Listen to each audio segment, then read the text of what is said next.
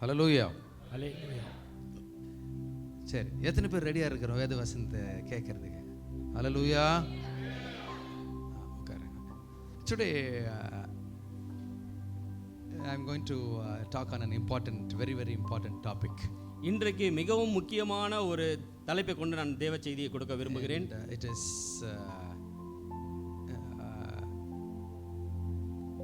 something which we have to fear about. அதை குறித்து நாம் பயப்படுகிறவர்களாய் இருக்க வேண்டும். அந்த பயம்ன்றது நம்மளுக்கு உண்டாக்குகிறதான ஒரு தலைப்பு இது. And it is important for life of a Christian. இது கிறிஸ்தவருடைய வாழ்க்கைக்கு மிகவும் தேவையான ஒரு காரியம். ஸோ நமக்கு எதுக்கெல்லாம் பயம் வரும்? எதுக்கெல்லாம் பயம் வரும் நம்ம வாழ்க்கையில்? இருட்டுக்கு பயம் வரும். அப்புறம் என்ன பிரதர்? எதிராளி வரும்போது நம்மளுக்கு பயம் வரும். பேரழிவு வரும்போது நம்மளுக்கு பயம் வரும். பிசாசு கபால் எதிர வந்துட்டா பயம் வரும். வேற எக்ஸாம் ஹாலில் நம்மளுக்கு என்ன பண்ணும்? பயம் வரும். எக்ஸாம் எழுத போகிற பேரண்ட்ஸுக்கு என்ன பண்ணும்? நிறைய பயம் வரும். தனியாக இருக்கும் போது என்ன பண்ணும்? பயம் வரும். சத்தம் கம்மியாக கேட்டாலும் பயம் வரும். அதிகமாக கேட்டாலும் பயம் வரும். வேற வேகமாக ஏதாவது போகுது, அதை பார்த்தா என்ன வரும்? பயம் வரும். வேற எதுக்கு வரும்? இன்னொரு சில பேர் இருக்கிறாங்க, கண்ணை முன்னு கொஞ்ச நேரம் அமைதியாக ஒருத்தர் தனியாக இருந்தாங்கன்னா அவங்களுக்கு என்ன வரும்? பயம் வரும். தண்ணியில் இருந்தால் சில பேருக்கு பயம் வரும். ஹைட்டில் இருந்தால் பயம் வரும். வண்டியில் வேகமாக போகும்போது பயம் வரும். வேற வழுக்கி விழும்போது ஆல்மோஸ்ட் விழாமல் அப்படி நின்றுட்டோன்னா அந்த இடத்துல என்ன இருக்கும்? பயம் வரும். வேற ஏதாவது ஒரு ஆக்சிடென்ட்டை பார்த்தா நம்மளுக்கு என்ன வரும்? பயம் வரும். வேற சில பேர் ஊசி பார்த்தா பயம் வரும். நீ பார்த்தீங்கன்னா ஹாஸ்பிட்டலில் ஊசி போடுறதுக்கு முன்னாடி என்ன பண்ணுவாங்க? பார்த்தாலே போதும், என்னது ஊசி பார்த்தாலே எனக்கு பயம். குத்திட்டு பிறகு அமைதி ஆயிடுவாங்க அழுதுட்டு. ஆனால் அந்த ஆப்ஜெக்ட் பார்த்தாலே என்னது? பயம். ஸோ இந்த மாதிரி எல்லாத்துக்கும் நம்மளுக்கு என்ன வருது? பயம் வருது. ஆனால் ஒன்றுத்துக்கு மாத்திரம் நம்மளுக்கு என்ன பண்ணுறதில்ல, பயம் வர்றதில்லை. அது ப்ரிடாமினண்ட்டாக யாருக்குன்னா கிறிஸ்தவர்களுக்கு. யாரை பார்த்தா பயம் இல்லை? ஆண்டவரை பார்த்தா என்ன கிடையாது? பயம் இல்லை. வேதத்தில் பார்த்தீங்கன்னு சொன்னால் ஆண்டவரை பார்த்து பயந்த ஆட்கள் அநேகர் இருக்கிறாங்க. யார் யார் சொல்லுங்க பார்ப்போம். மோசே ஆண்டவர் பார்த்து என்ன பண்ணாரு? பயந்தாரு. வேற யார் யாரு? யோனா, யோசுவா, சகேயு, வேற யாரு? சிம்சோன், தாவீது, பேதுரு. மோஸ்ட்லி பார்த்தீங்கன்னா வேதத்தில் இருக்கிறவங்க மொத்த பேரும் ஆண்டவரை பார்த்து மனசாட்சி தொட்டு சொல்லுங்க, எத்தனை பேர் அந்த மாதிரி ஆண்டவரை பார்த்து பயப்படுறவங்க இங்க இருக்கிறோம்? அல்லேலூயா. அப்போ உண்மையாலேயே நம்மளுக்கு என்ன இல்லை? தெய்வ பயம் இல்லை. என்னையா எங்கேயோ சுத்தி கித்தி எடுத்துன்னு வந்து இவர் டாபிக் எடுத்துன்னு வந்து இங்கே நிறுத்திட்டாரு.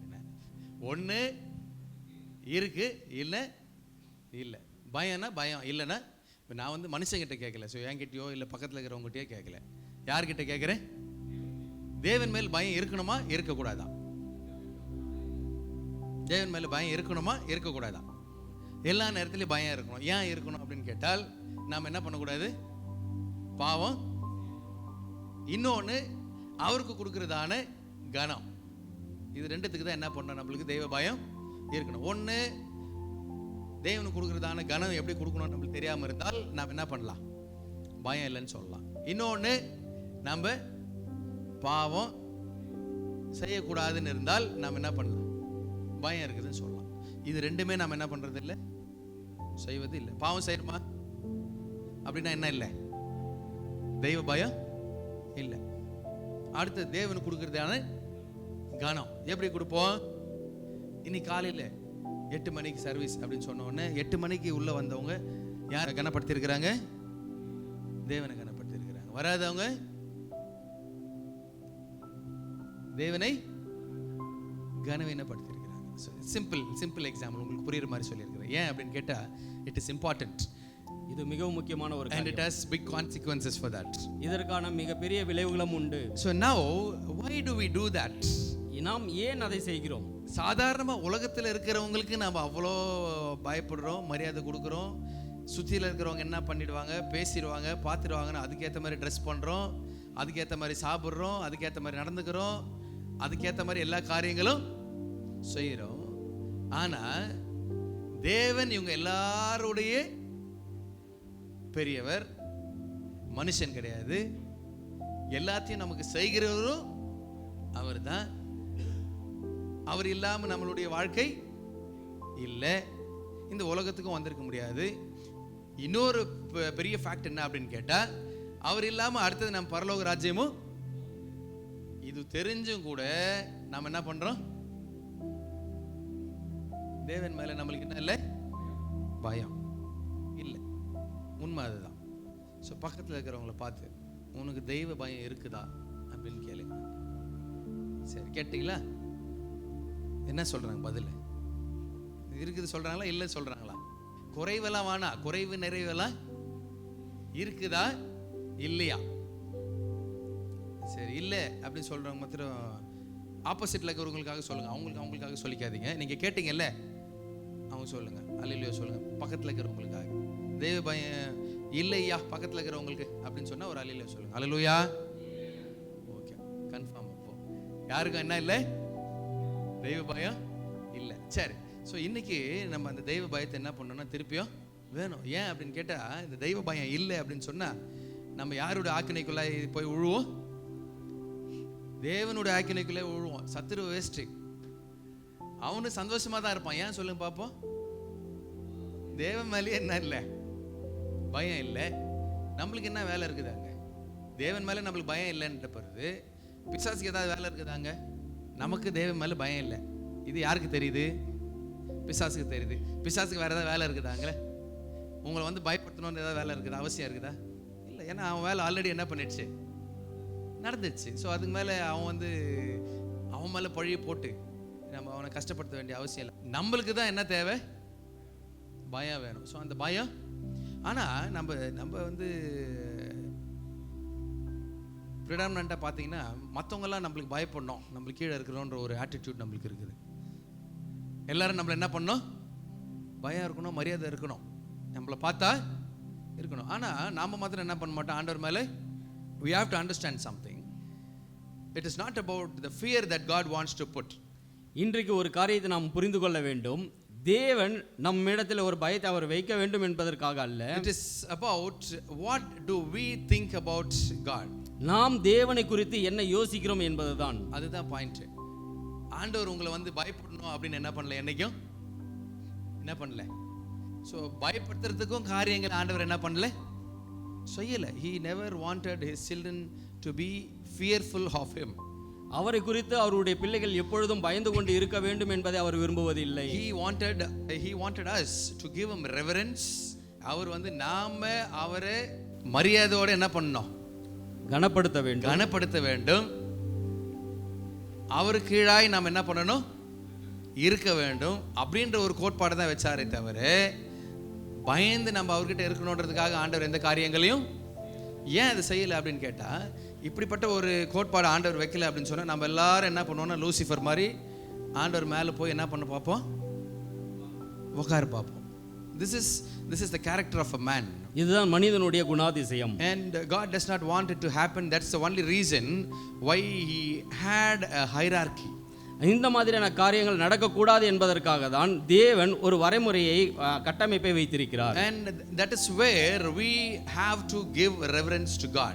இதனால் நாம் தேவனுக்கு கனம் செலுத்துகிறவர்களாய் இருக்க வேண்டும். And we are supposed to give reverence to God, understanding the power of God. நாம் தேவனுக்கு கனத்தை கொடுக்க வேண்டும் என்றால் தேவனுடைய வல்லமை என்ன என்பதை நாம் அறிந்திருக்க வேண்டும். And that's when we realize how powerful our God is. அப்பொழுதுதான் நம்மளுடைய தேவன் எவ்வளவு வல்லமை உள்ளவர் என்பதை நாம் புரிந்து கொள்ள முடியும். நம்ம ஏன் தேவனை வந்து அவ்வளோ அலட்சியமா யூஸ் பண்றோமோ இல்லை நம்ம அவ்வளோ பெரிய இதாக நினைக்கிறது இல்லையோன்னு எனக்கு ஐடியா கிடையாது. பட் ஆனால் when you realize how powerful our God is, நம்மளுடைய தேவன் எவ்வளவு வல்லமை உள்ளவர் என்பதை நாம் உணரும் பொழுது there is no way you can stand in front of him, நிச்சயமாகவே நாம் தேவனுக்கு முன்பாக நிற்கவே முடியாது. or even think about how powerful our God is. நம் தேவன் எவ்வளவு வல்லமை உள்ளவர் என்பதை நாம் யோசித்து கூட பார்க்க முடியாது. நம்ம அசால்ட்டா என்ன சொல்லிடுறோம்னா, ஆண்டவர் என்ன பண்ணிடுவாரு, என் பாவத்தெல்லாம் மன்னிச்சு விட்டுருவார். ஆண்டவர் என்ன பண்ண மாட்டார், என்ன தண்டிக்க மாட்டார். ஆண்டவர் என்ன பண்ணவர், கிருபை நிறைந்தவர். அவர் எனக்காக ஆல்ரெடி என்ன பண்ணிட்டாரு, சிலுவையில் பாவத்தில் அரைஞ்சிட்டாரு. ஸோ என்ன பண்ண மாட்டார், தண்டிக்க மாட்டார். ஸோ அப்படின்னு சொல்லிட்டு போயிடுறோம். ஆனால் இன்னைக்கு ஆண்டவர் நேரில் வந்து நிற்கிறாரு அப்படின்னு சொன்னால் எத்தனை பேரால் அவர் பார்க்க முடியும்? எத்தனை பேரால் பார்க்க முடியும்? அவர் இங்கே இறங்கினாரு அப்படின்னு சொன்னால் நம்மலாம் என்னதான் என்ன ஆகிடும் சொல்லு பார்ப்போம், பஸ்பம் ஆகிடும். So that is how powerful our God, no matter what time period it is. அவர் அவ்வளவு வல்லமை உள்ளவராக இருக்கிறார். அது எந்த நேரத்திலும் நடக்கக்கூடியதாக இருக்கும். அவர் கடந்த காலத்திலையும் அப்படிதான் இருந்தார், நிகழ்காலத்திலையும் அப்படிதான் இருக்கிறாரு, இனிமேல் வரப்போகிற எதிர்காலத்திலையும் ஆண்டவர் அப்படி தான் இருக்க போகிறாரு. வல்லமை வாய்ந்தவர் தான். அவர் வரார் அப்படின்னு சொன்னால் அவர் மகிமைக்கு முன்னாடி நம்மளாம் என்ன கிடையாது, we will be destroyed like ashes from this world. நாம் இந்த பூமியில ஒரு புழுதியை போல நம்ம அழிந்து போவோம். சாதாரணமா மோசே மலை மேல போயிட்டு கீழே வந்த போவே மோசேனோட முகத்தையே ஜனங்களால் என்ன பண்ண முடியலையா, பார்க்க முடியல. ஆண்டவர் கூட மோசேவை எங்க வச்சுதான் அவருடைய பின்புறத்தை காட்டினாரா, கண்மலையின் 2 மலைக்கு நடுவுன்னு வெடிப்புல வச்சுதான் அவர் பாஸ் பண்ணும்போது ஆண்டவர் என்ன பண்றாரு, மோசேக்கு காட்சி அளிக்கிறார் அப்படின்னு தான் என்ன பண்ணியிருக்குது வசனம் போட்டிருக்குது. ஆனால் அப்படிப்பட்ட தேவனை நம்ம என்ன பண்ணுறோன்னா அலட்சியமாக ஒரு பயமும் இல்லாமல் நம்மளுக்கு என்ன தேவையோ அதுக்கேற்ற மாதிரி அவரை திருச்சிக்கின்னு யூஸ் பண்ணிக்கிறது. So but today it has to be fixed.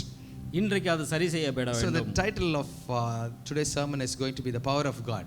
இன்றைக்கு தேவ செய்தியினுடைய தலைப்பு தேவ வல்லமை. ஏன் நம்ம அதை செய்கிறோம் அப்படின்னு கேட்டால், ஒன்று நமக்கு தேவனுடைய வல்லமை என்னன்றது யாருக்கும் ஐடியாவே இல்லை. So that is something which we have to learn today and understand, and we have to make sure that we fix our ignorance.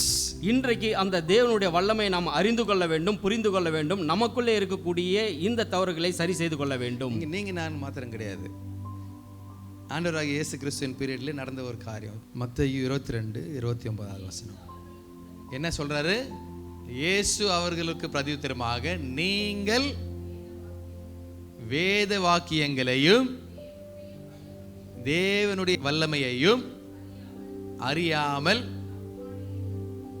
தப்பான எண்ணம் கொள்கிறீர்கள். ஸோ அப்படின்னா முன்னாடி ஒரு கேள்வி வந்திருக்குது.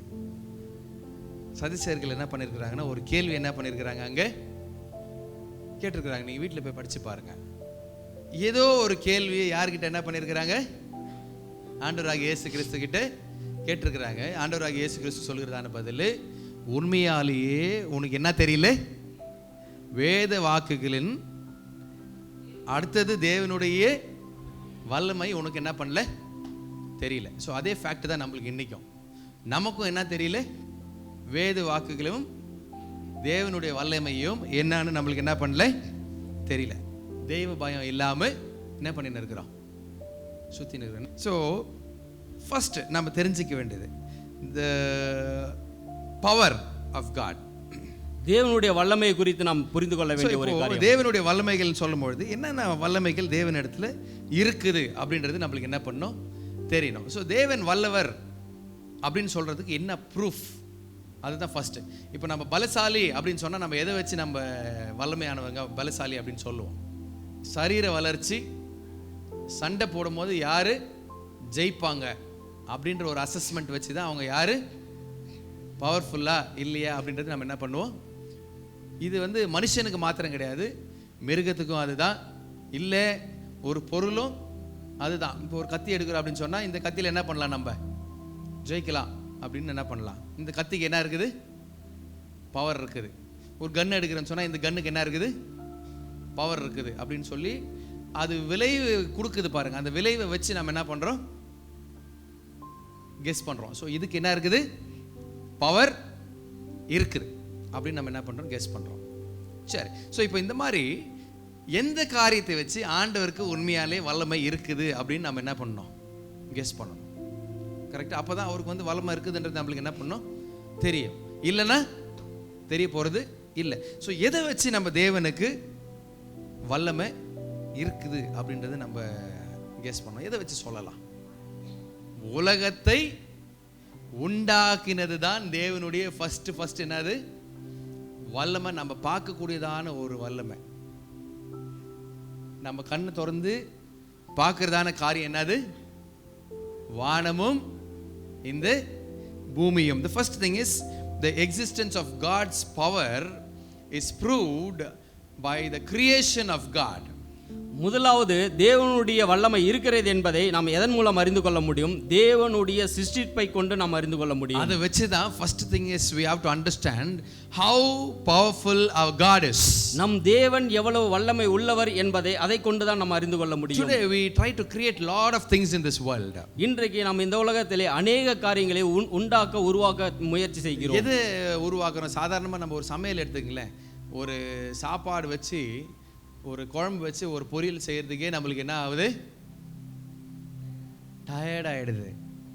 நம்மளால என்ன பண்ண முடியல ரெகுலராக? அது ஒரு வாட்டி ஒரு டேஸ்ட் வருது, இன்னொரு வாட்டி இன்னொரு டேஸ்ட் வருது, இல்லை சீக்கிரம் கெட்டுடுது, இல்லை தீஞ்சிடுது, ஏதாவது ஒன்று போயிடுது. இது எது ரெகுலராக நம்ம செய்கிறதானே?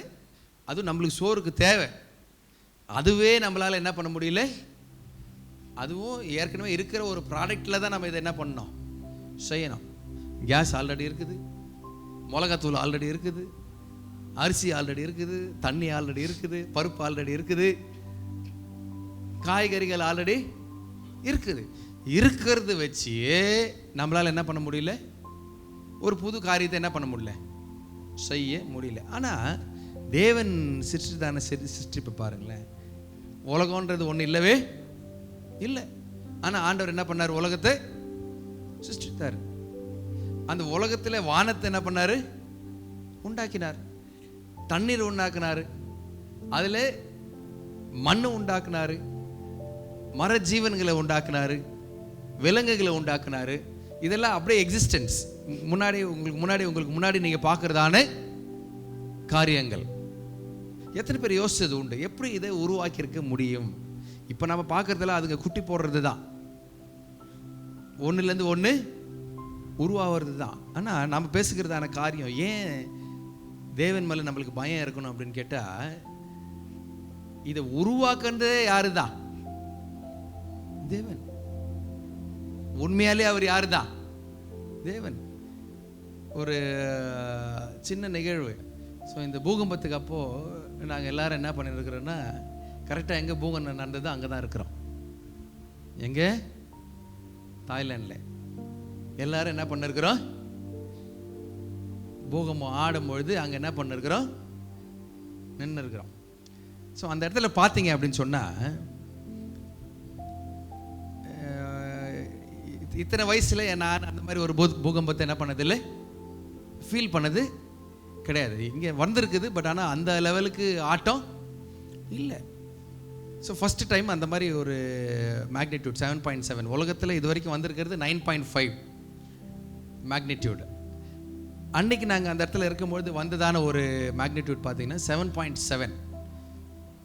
ஸோ இதை அனுபவிக்கும் பொழுது ஃபஸ்ட்டு நான் யோசிச்சது என்ன அப்படின்னு கேட்டால், ஒன்றும் இல்லை, ஆண்டவர் உண்டாக்குனதான உலகம் என்ன பண்ணுதுன்னா கொஞ்சம் ஆடுது. ஆடும்பொழுது பார்த்தீங்க அப்படின்னு சொன்னால், மனுஷனுக்கும் உலகத்துக்கும் இருக்கிற கனெக்ஷன் என்ன ஆயிடுச்சுன்னா கட் ஆயிடுச்சு. யாராலும் என்ன பண்ண முடியல? ஸ்டெடியாக நிற்க முடியல. அது ஆடுறதுனால கிடையாது, அது ஆடுறதுனால கிடையாது. உலகத்துக்கும் மனுஷனுக்கும் இருக்கிற புவியீர்ப்பு என்ன இருக்குதுன்னா கட் ஆகிருக்குது. இது வந்து ஐடென்டிஃபை பண்ண முடியல. நார்மல் மக்களால் என்ன பண்ண முடியாது?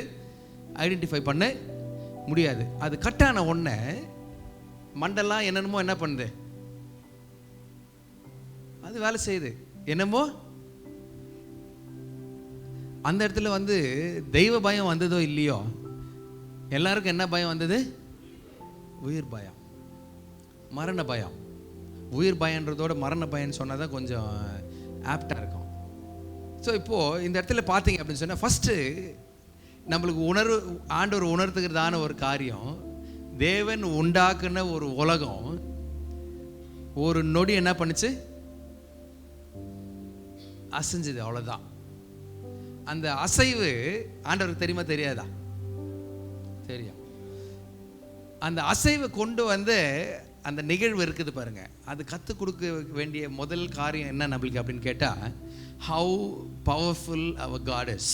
நம் தேவன் எவ்வளவு வல்லமை உள்ளவர் என்பதை கற்றுக்கொள்ளக்கூடியதாக இருக்கிறது. ஹல்லேலூயா, ஹல்லேலூயா. ரொம்ப நேரம் ஆயிருக்காது ஆண்டவருக்கு அப்படியே அழிக்கணும்னா, ரொம்ப நேரம் ஆயிருக்காது. ஆயிரக்கணக்கில் ஜனங்க செத்து போனாங்க. அது வந்து ஒரு கிளிம்ஸ் தான். ஸோ அது ஒரு பெரிய விஷயம் இல்லைன்னு நம்ம என்ன பண்ணலாம் தாராளமாக. ஏன்னா ஆண்டவர் முன்னாடி அது என்ன கிடையாது. 10 லட்சம் ஜனம் கூட ஆண்டவரால் என்ன பண்ண முடியும், எப்படி அழிக்கவும் முடியும், உருவாக்கவும் முடியும். So the creation that God created, தேவன் சிருஷ்டித்த அந்த சிருஷ்டிப்பானது is something which talks about the marvel of God. அது தேவனுடைய வல்லமையை மகிமையை அது வெளிப்படுத்துகிறதா இருக்கிறது. And it exhibits the exorbitant power of God.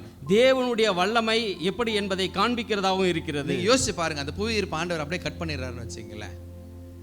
புவியீர்ப்புன்றது ஆண்டவர் என்ன பண்ணிடுறாரு, கட் பண்ணிடுறாரு. இந்த பூகம்பம் வருது, கட் பண்ணிடுறாரு. நம்ம ஒருத்தரால கூட நம்மளால என்ன பண்ண முடியாது, இப்படி நிற்க முடியாது, உட்கார கூட முடியாது. என்ன ஆயிடுவோம், படுத்துருவோம். போனோமா என்ன பண்ணுவோம், ஏஞ்சி கீழ்ச்சி இப்படி மூக்கு கூட என்ன பண்ண முடியாது, ஆக முடியாது.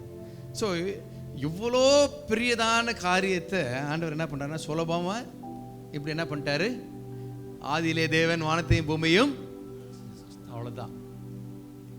ஒரே ஒரு வசனம், in the beginning God created heavens and earth. அந்த வசனத்தை நீங்கள் எல்லாம் வாசிச்சு பார்த்தீங்களா? வாசிங்க, அந்த 1வது வசனம் போங்க, ஆதியாகமம்.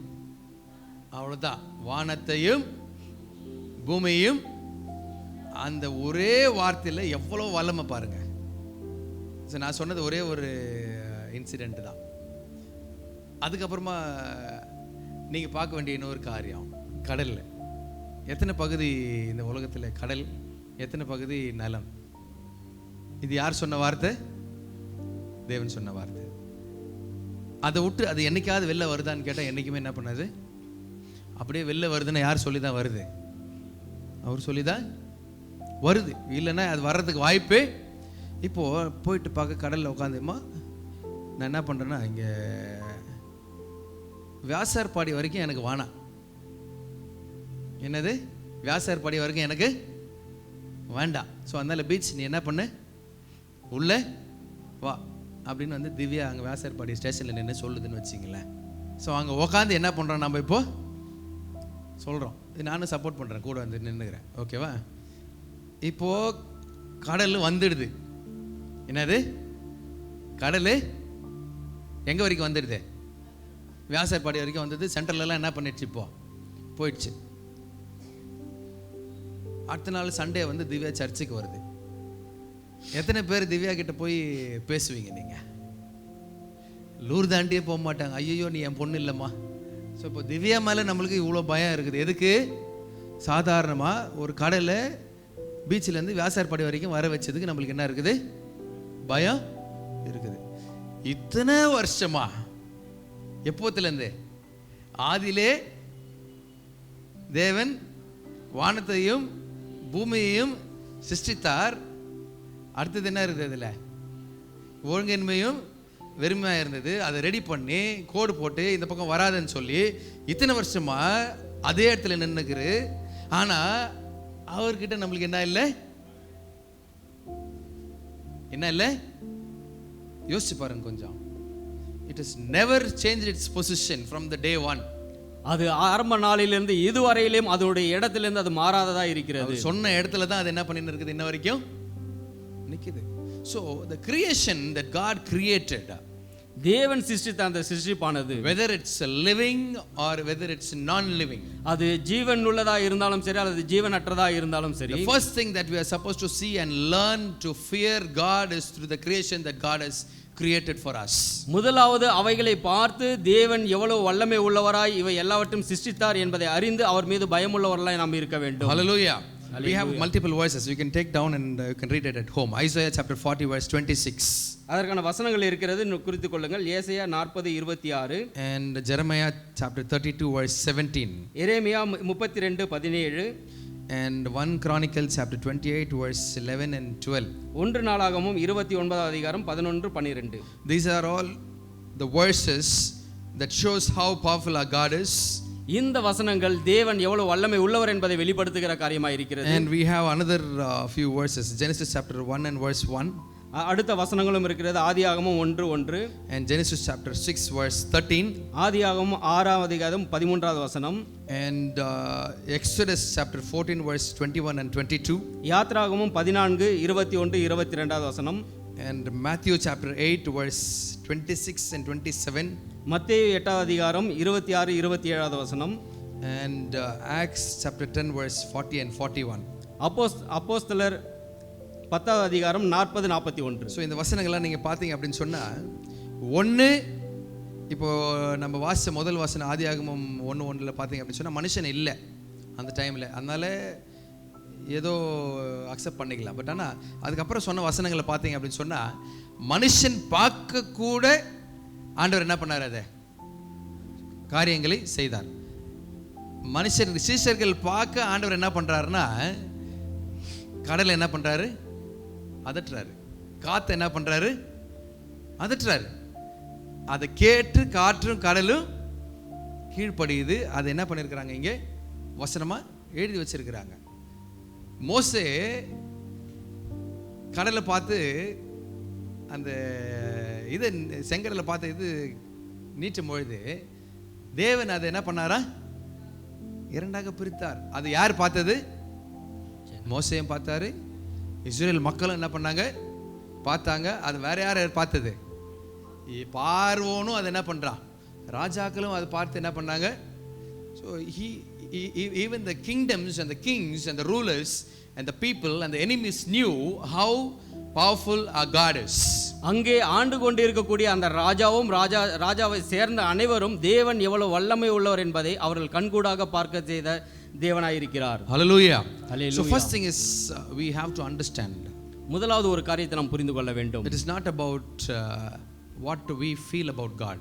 நாம் தேவனை குறித்து என்ன யோசிக்கிறோம் என்பது அர்த்தம் அல்ல. Whether you feel or not, நீங்கள் என்ன யோசித்தாலும் யோசிக்கவில்லை என்றாலும் our God is powerful. நம் தேவன் வல்லமை உள்ள தேவன். Our God is powerful from the existence of this world. இந்த பூமியிலே அவர் ஏற்கனவே வல்லமை உள்ளவராய் இருக்கிறார். இந்த பூமி உருவாக்கப்படுறதுக்கு முன்பதாகவும் அவர் வல்லமையாக இருந்த ஒரு தேவன் தான். Hallelujah. So that is something you have to have in mind.